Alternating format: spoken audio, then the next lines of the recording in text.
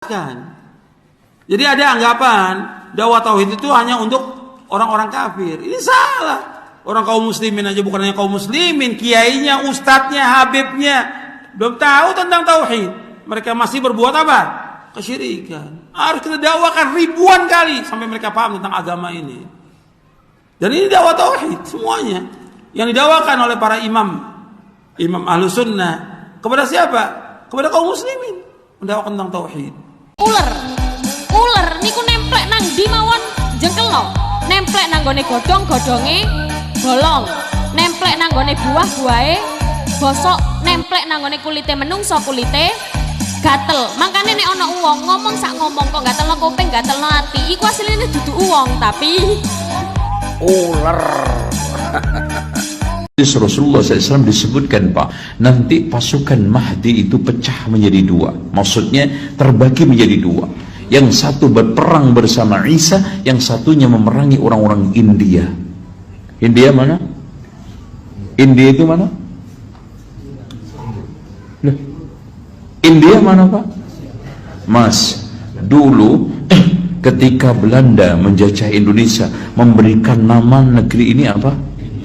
Nah, India itu Indonesia. Tuh, di akhir zaman nanti kafir semua.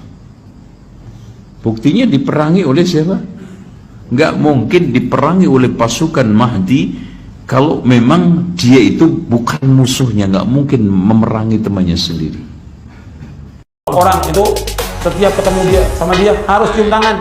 Ini parah nih. Supaya dapat berkahnya. Kadang-kadang dia nggak cukup sekali, cium tangan 2 kali. Ini parah. 2 kali cium tangannya, supaya barokah. Nggak boleh. Dan dia senang kalau ada orang cium tangan kepada dia, senang dikasih begini. Ini nggak parah boleh. nih. Dan Islam nggak boleh. Sama seperti orang, ya. Ini sering juga tuh salaman ini begini. Ini nggak boleh. Biasa sama. Orang itu setiap ketemu dia sama dia harus cium tangan. Ini parah nih. Supaya dapat berkahnya.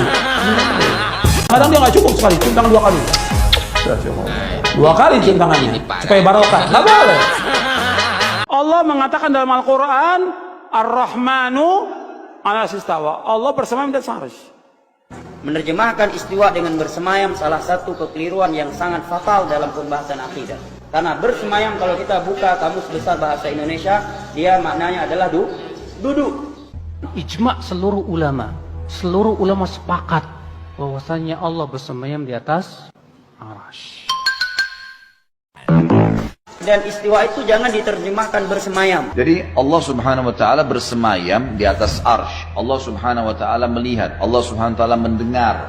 Semua itu nama-nama dan sifat Allah wajib kita imani sebagaimana apa adanya. Menerjemahkan istiwa dengan bersemayam salah satu kekeliruan yang sangat fatal dalam pembahasan akidah. Karena bersemayam kalau kita buka kamus besar bahasa Indonesia, dia maknanya adalah duduk. Hadirin sekalian, pertama Allah mengatakan Ar-Rahmanu 'alal arsy istawa. Allah itu bersemayam di atas arsy. Menerjemahkan istiwa dengan bersemayam salah satu kekeliruan yang sangat fatal dalam pembahasan akidah. Kata ulama, sebagian ulama, kalau mau tahu Allah di atas, bersemayam di atas arsy. Bersemayam kalau kita buka kamus besar bahasa Indonesia, dia maknanya adalah duduk. Ar-Rahmanu 'alal arsy istawa, tsumma istawa 'alal arsy. Puluhan hadis Nabi yang jelas-jelas menyatakan Allah bersemayam di atas arsy. Dan istiwa itu jangan diterjemahkan bersemayam. Jelas-jelas menyatakan Allah bersemayam di atas arsy. Menerjemahkan istiwa dengan bersemayam salah satu kekeliruan yang sangat fatal dalam pembahasan akidah.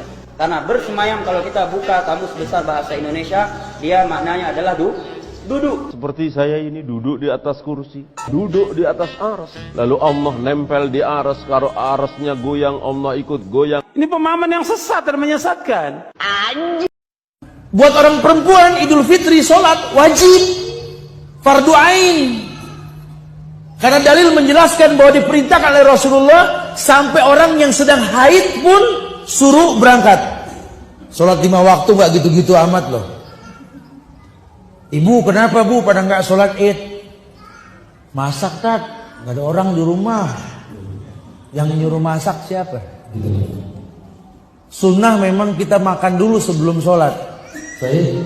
Tapi bukan berarti kita nggak sholat, bukan. Berangkat sholat id.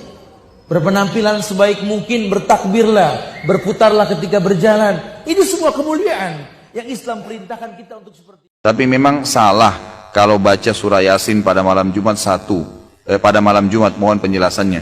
Bukan salah kalau seandainya Anda kebetulan baca dari Al-Baqarah sampai akhir terlintas surah Yasin, atau Anda memang lagi pengen baca surah Yasin pada saat itu. Yang keliru kalau Anda tentukan setiap malam Jumat baca Yasin. Penentuan sebuah ibadah di waktu tertentu itu butuh dalil, butuh penuntun, gitu kan? Penuntun. Kalau Al-Kahfi jelas ada perintahnya, Kalau ini tidak ada perintahnya, tidak ada hadis yang khusus menjelaskan baca Yasin di malam Jumat. Nah, kalau kita kebetulan mau baca, pengen baca surah Yasin, umum saja gitu, bukan karena ditentukan malam Jumatnya, maka dibaca silahkan.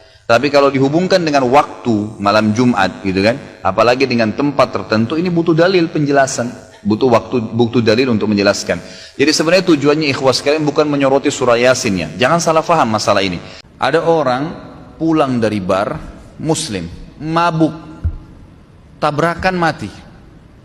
Pertanyaannya, saya pernah tanya kepada jemaah saya, apakah orang ini mati syahid?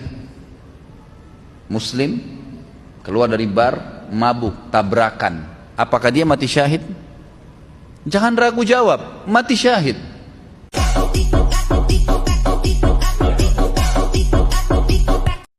Ada orang yang mengatakan bahwa adanya hujan itu dengan sebab udara panas, kemudian dia menguap, kemudian jadi hujan. Pendapat ini sesat dan menyesatkan. Pendapat ini kufur. Adanya hujan yang menciptakan siapa? Allah. Yang menurunkan hujan Allah, bukan karena cuaca panas, bukan karena uap, bukan karena yang lain. Jadi mereka ini menulis buku-buku itu tujuan apa? Untuk menghilangkan keyakinan kepada Allah yang Maha Pencipta. Jadi bukan karena panas, sengaja dibikin seperti itu di buku-buku sekolah itu, karena uap panas kemudian turun hujan, untuk menghilangkan apa? Kepercayaan kepada Allah yang menciptakan. Allah yang menciptakan hujan. Jadi kalau misalnya seorang ke makam kuburan siapa saja, kuburan orang yang salih, kuburan orang tua, apakah kita membaca surah Yasin atau tidak?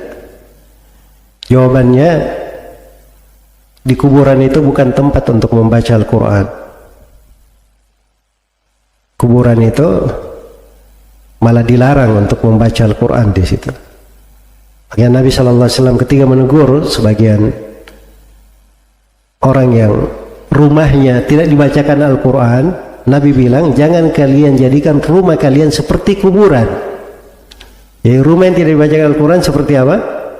Kuburan. Berarti kuburan bukan tempat untuk mempelajari Al-Quran, membacakan Al-Quran. Iya. Apalagi ada di sebagian masyarakat kita ya, ini maaf saja terus terang, kadang sebagian di masyarakat kita melekat pada mereka anjuran membaca Al-Quran, misalnya membaca surah Yasin. Itu berasal dari mana? Berasal dari hadits-hadits lemah atau hadits-hadits palsu. Nah, ini yang akhirnya banyak yang keliru di dalam hal tersebut. Saya mau tanya, apakah kita boleh berziarah kubur lalu membacakan surat Yasin di pinggir kubur itu? Buka nama kitabnya Ar-Ruh, sudah diterjemahkan bahasa Indonesia R-O-H, kitab Roh. Di situ ditulis oleh murid Imam Ibnu Taimiyah, namanya Imam Ibnu Qayyim Al-Jauziyah. Kitab ini tidak diragukan lagi sebagai ensiklopedia terlengkap dalam bidang alam barzakh, alam kubur. Di situ disebutkan tentang riwayat Imam Ahmad menyetujui orang yang membaca Al-Quran di samping kubur. Awalnya Imam Ahmad melarang, lalu kemudian orang itu berdalil bahwa Abdullah anak Umar bin Khattab pernah berpesan, nanti kalau aku meninggal dunia, bacakanlah ujung Al-Baqarah pada bagian kepala, awal Al-Baqarah pada bagian kepala, ujung Al-Baqarah pada bagian kaki. Oleh sebab itu maka ini diantara dalil membacaan Al-Quran di samping kubur. Lalu kemudian ketika Nabi SAW menancapkan pelepah korma, ini berdalil dengan ini Imam An-Nawawi dalam kitab Al-Minhaj Syarah Sahih Muslim Ibn Al-Hajjaj. Pelepah korma yang ditancapkan ke kubur bertasbih, tasbihnya sampai pada orang meninggal dunia. Kalau tasbih pelepah korma saja sampai, apalagi bacaan Quran orang yang beriman.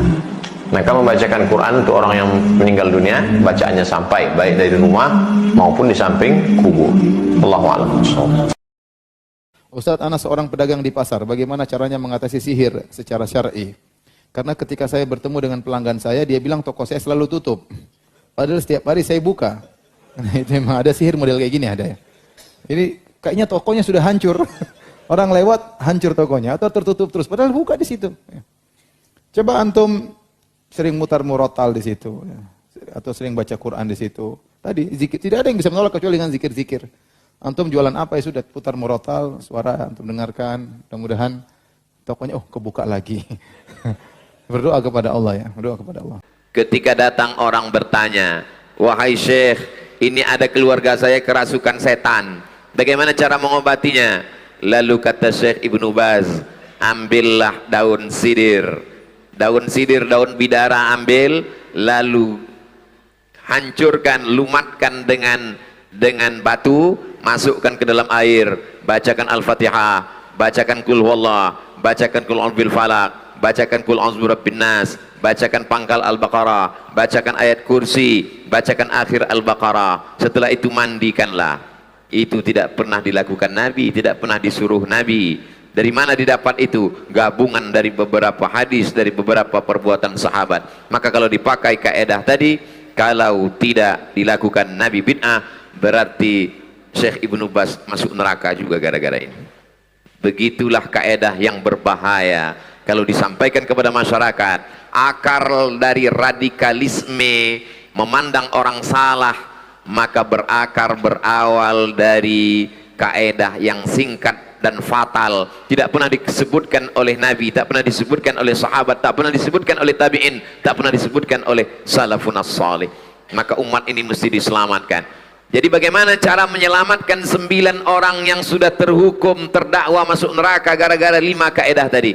Maka kembali kepada Imam Ahlus Sunnah Wal Jamaah. Beliau adalah Imam Muhammad bin Idris Asy-Syafi'i yang meninggal pada tahun 204 Hijrah. Makamnya di Fustat, Kairo, Mesir. Apa kata Imam Syafi'i? Kalau perbuatan itu baik, tidak bertentangan dengan Quran, tidak bertentangan dengan sunnah, tidak bertentangan dengan ijma', tidak bertentangan dengan qiyas, tidak bertentangan dengan pendapat para ulama Ahlus Sunnah Wal Jamaah, maka perbuatan itu disebut dengan bid'atu huda, atau disebut juga dengan bid'ah hasanah. Tapi